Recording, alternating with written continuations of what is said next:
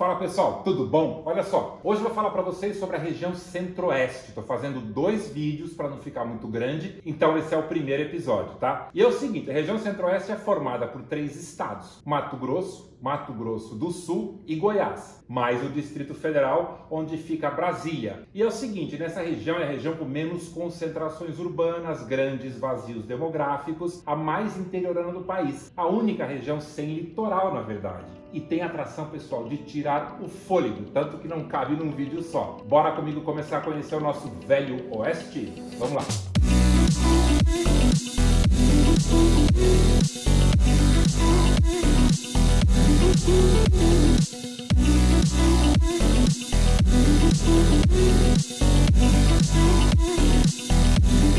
Nesse episódio, vou falar para vocês sobre lugares sensacionais dessa região, como o nosso incrível Pantanal, a maior planície inundável do planeta, nossas chapadas, a linda Bonito e as tranquilas capitais destes 3 estados, fazendo contraponto com a agitada Brasília. Mas antes, como pouca gente deve conhecer a história do nosso Velho Oeste, deixa eu contar rapidinho para vocês como tudo isso começou por lá. Os indígenas, claro, foram os primeiros habitantes do Centro-Oeste. Depois, atrás do nosso ouro, vieram os bandeirantes europeus e foi quando fundaram as primeiras vilas. Vila Real do Bom Jesus de Cuiabá, hoje só Cuiabá, a capital do estado do Mato Grosso, é a cidade mais antiga do nosso oeste brasileiro. Fundaram ainda uma cidade chamada Vila Boa, no estado de Goiás, e Meia Ponte, hoje município de Pirinópolis. Como o nosso Centro-Oeste faz fronteira com 2 países, Paraguai e Bolívia, para defender as fronteiras foram criados fortes militares.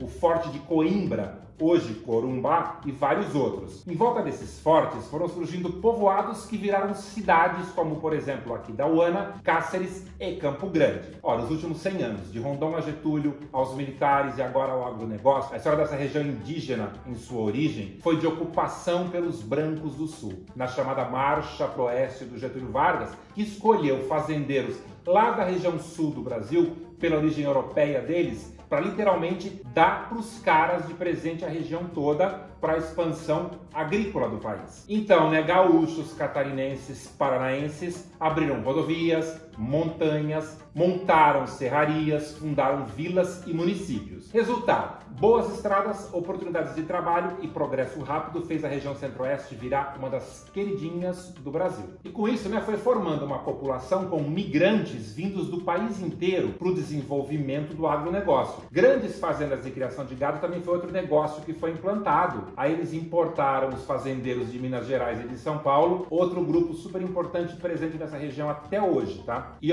também a gente tem uma ótima presença lá dos nipo brasileiros, principalmente no Mato Grosso do Sul, que primeiro vieram do Japão, depois foram para o Paraná, e do Paraná foram para lá para se dedicarem à agricultura também. Mais recente na história, depois de várias lutas, o Mato Grosso foi dividido em 2 estados. Em 11 de outubro de 1977, Ernesto Geisel assinou a separação, que aconteceu oficialmente em 1º de janeiro de 79. Entendido isso, vamos falar dos principais atrativos turísticos dessa região? Vamos começar então por Cuiabá, a nossa Cuiabrasa, como dizem por lá, que é literalmente o ponto central do continente sul-americano, e o marco é celebrado por um monumento chamado Centro Geodésico da América do Sul. E esse monumento é um bom começo para explorar o município, que tem também um belo centro histórico reconhecido como Patrimônio Nacional pelo IPHAN. E na Praça Popular tem vários bares e restaurantes para a gente dar uma relaxada antes de rumar de carro para o Pantanal, que vai ser o nosso próximo assunto do vídeo. Ou Nobres, por exemplo, com seus rios cristalinos, e ainda as chapadas. Lá tem 2 incríveis,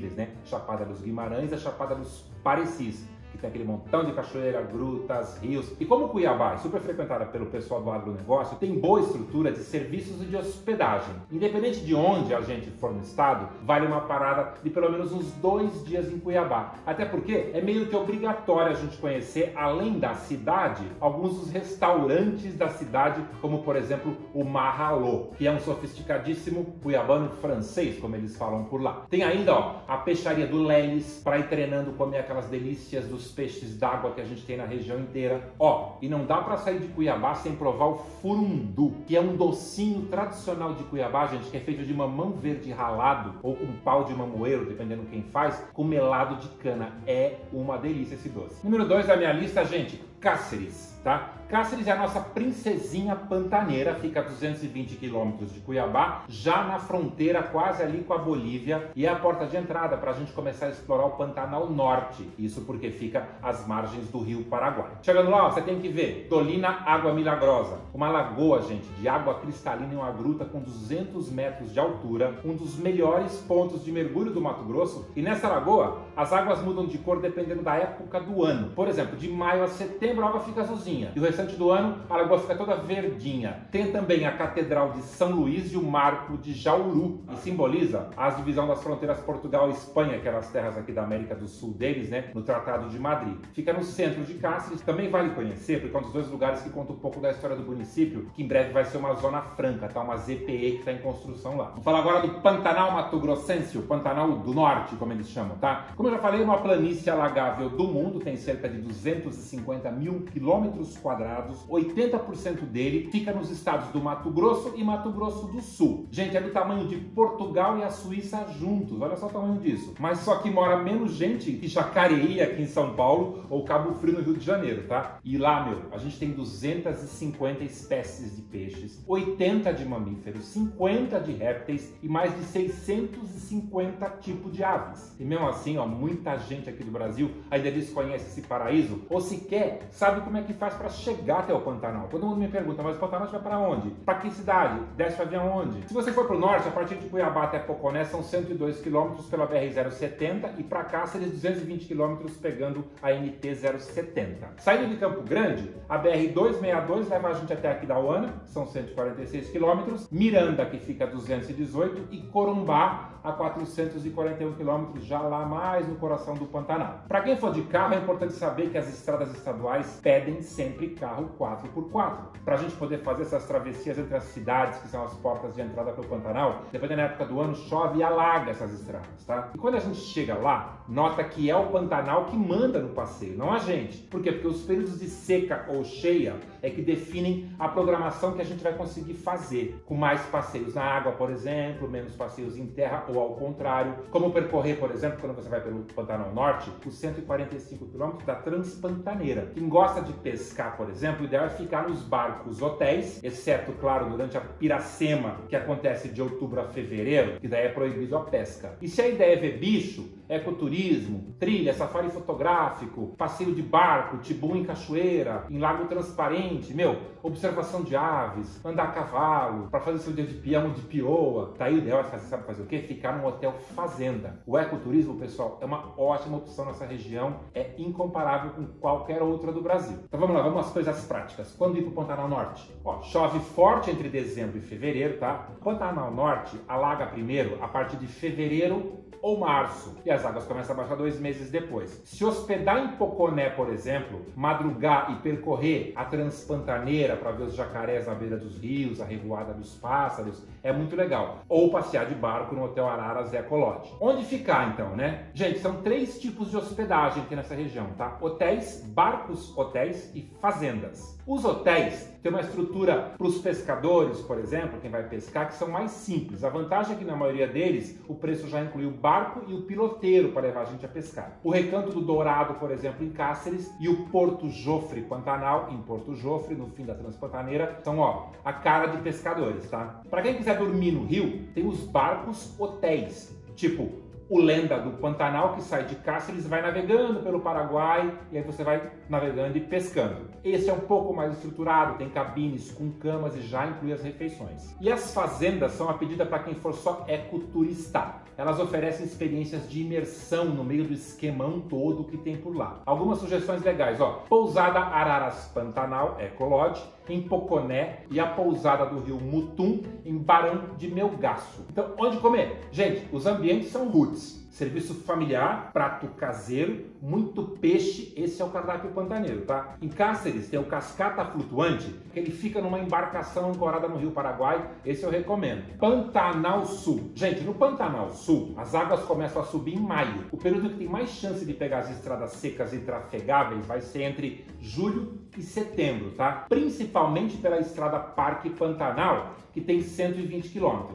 Vou avisando logo, a pista é bem mais estreita do que a Transpantaneira, mas o passeio é sensacional. Tem um montão de ponte de madeira que liga a região, por exemplo, de Lampião Aceso em Corumbá, a BR-262, na altura do Buraco das Piranhas. E no caminho, pessoal, aventura pantaneira na veia, tá? Começando pelo maciço do Urucum, no quilômetro 68, a ponte sobre o Rio Paraguai, no distrito de Porto da Manga, e a famosa curva do Leque e Passo da Lontra. Para vocês terem uma ideia, no período da cheia, essa estrada vira um rio e pode ser literalmente percorrido de barco, tá? Eles fazem isso por lá. Mas é o seguinte, se alguém tá com medo dessa aventura toda, outra opção mais prática, inclusive, é ir de avião pro Pantanal. Tem voo direto para Corumbá, que fica no coração do Pantanal Sul. Daí são só 2 horas de avião saindo de São Paulo. Uma dica minha, um day use num hotel de ecoturismo em Aquidauana, onde ficam as fazendas Aguape e Pequi, por um safari fotográfico ou passeio a cavalo, vai ser muito boa ideia, tá? E ó, não deixa de comer no centro um pacu ou um pintado ou um tambaqui no restaurante O Casarão. E onde ficar? Refúgio da Ilha e o Refúgio Ecológico Caimã em Miranda, a Fazenda Pequi em Aquidauana e a Pousada Charaés, já na Estrada Parque, a 135 km de Corumbá. Para os pescadores, tem bons hotéis, como o Lontra Pantanal, que fica às margens do Rio Miranda, e os barcos hotéis que navegam pelo Rio Paraguai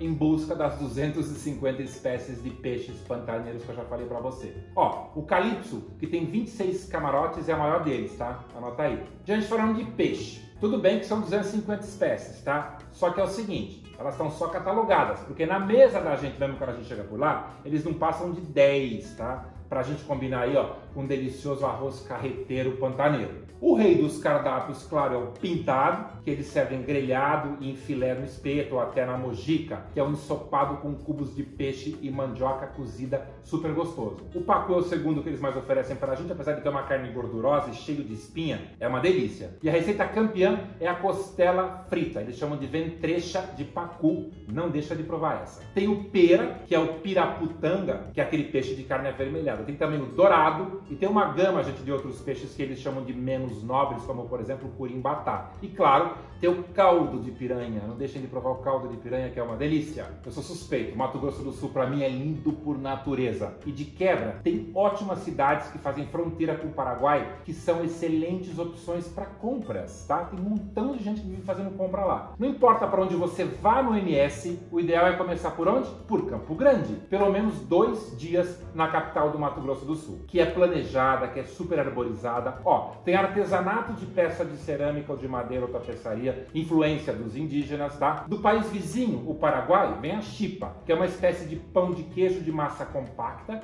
e vem também a sopa paraguaia, que na verdade é uma torta salgada, não é uma sopa. Para acompanhar, muito tereré, que é um tipo de chimarrão, só que eles bebem gelado. E para incrementar tem o sobá, que é um macarrão artesanal com omelete e carne de porco, herança de quem? Dos imigrantes japoneses, que vieram do outro lado do mundo no começo do século XX. 2 lugares legais que recomendo para provar essas comidinhas, ó. A Feira Central, perto da estação ferroviária, e tem também um parque só com trailers de comidas, o Gastrota, que é o parque dos chefes, para experimentar vários blends de comida daquela região e lanches de chefes renomados ali, todos de Campo Grande. Mas mesa variada não é o único atrativo da capital sul-mato-grossense não, hein? Tem o Parque das Nações Indígenas, que é o point da cidade, onde tem pista de Cooper, de skate, gramado, teatro de arena e restaurante, além de museus, tá? Tem o Museu de Arte Contemporânea e o Museu das Culturas Dom Bosco, conhecido como Museu do Índio, aberto em 1950. Já que eu mencionei Bonito, vou falar desse município para vocês, que fica só a 296 quilômetros de Campo Grande, tá? Faz 35 graus em Bonito no verão, 15 graus no inverno. Só que a temperatura dos rios e piscinas naturais estão sempre entre 23 e 24 graus, ou seja, é uma delícia Bonito o ano inteiro. Apesar de Bonito ter fama de cidade cara, preço para gringo, no inverno os preços são mais amenos também, tá? O valor médio, por exemplo, da diária na cidade é de R$250 nos hotéis ou em pousadas com classificação acima de 9 naqueles sites de avaliações. Aliás, ó, sempre vejam a avaliação antes de reservar um hotel, tá? Sempre dou essas dicas aqui. E, gente, passeio é o que não falta em Bonito. Então, o que eu sugiro para vocês fazerem lá? Quem for só para Bonito, ficar 5 dias. Depois que fez Campo Grande, 5 dias em Bonito. Fazer pelo menos, ó, 3 flutuações, 2 grutas, a do Lago Azul, por exemplo, é a Gruta de São Miguel, o Rio da Prata, o Rio Sucuri, a Boca da Onça e o Buraco das Araras, tá? Além disso, você pode fazer um boia cross, pode fazer arvorismo. Meu, tem muita coisa para fazer. E o bom de Bonito é que tudo funciona, tá? Pode ser um pouco mais caro, como eu falei, mas os passeios saem nos horários, super organizados, os guias são qualificados, todos eles dão equipamento pra gente, equipamento de segurança. Daí para você fazer os passeios, os próprios hotéis e pousadas têm aquelas mesinhas das agências locais, como por exemplo a Bonito Tour, que vende os passeios pra gente. Ó, se você não quiser gastar muito dinheiro, tem gente que vai pra Bonito e fica só nos balneários, tá? Principalmente o Complexo Nascente Azul e o Balneário do Sol, ou o Balneário Municipal. São tipo resort, já tem um montão de coisa para fazer dentro deles, daí você tem que fazer menos passeios que você precisa contratar para fazer fora. E se você quiser economizar mais ainda, tem uma cidade que chama Bodoquena, que fica a 75 quilômetros de Bonito, já é pertinho, inclusive, do Buraco das Araras. Lá os passeios não são tão bem estruturados quanto os de Bonito, mas são bem mais baratos. Então, ó, achou Bonito caro, Bodoquena é mais barato, tá? E outra coisa, né? Tem gente que acha que Bonito fica no Pantanal. Gente, só que não, tá? São 160 quilômetros do município de Bonito até a cidade de Miranda. Não é longe, mas não tem nada a ver um lugar com o outro. Tem gente que faz, inclusive, os dois passeios juntos, mas assim, eu recomendo fazer Campo Grande e Bonito ou Campo Grande e Pantanal, tá? E apesar de serem lugares diferentes, porque são lugares diferentes com ecossistemas diferentes, mas a gastronomia, qual que é? Peixe! E quem for de outros lugares e não quiser se aventurar de carro pelo Centro-Oeste, tem um voo São Paulo Bonito direto, tá? Que é um voo super prático e rápido, tem que ver só agora qual vai ser a frequência dele depois que esses aviões começarem a voar de novo, né? Pessoal, vou parar aqui. Já falei pra vocês do Centro-Oeste do quê? Do Mato Grosso e do Mato Grosso do Sul. Próxima semana eu volto falando sobre o estado do Goiás, tá? Que tem muita coisa legal pra fazer e merece um vídeo só dele. Olha só que louco que é o Centro-Oeste, que a gente tem tanta coisa para fazer que não cabe tudo num vídeo. Então é isso, semana que vem eu volto com esse vídeo novo. E ó, quem for novo por aqui, não me conhece ainda, se inscreve aqui no canal, deixa seu like, seu joinha para mim, me segue lá no Instagram. E gente, eu tenho um podcast que é o Lip Travelcast, quem não conhecer, escuta meu podcast, entre uma musiquinha e outra que você tiver aí distraído, um pouco de informação de viagem é bem legal, né? Então, ó, até a semana que vem com a parte 2 do nosso Centro-Oeste brasileiro. Tchau, gente. Fui!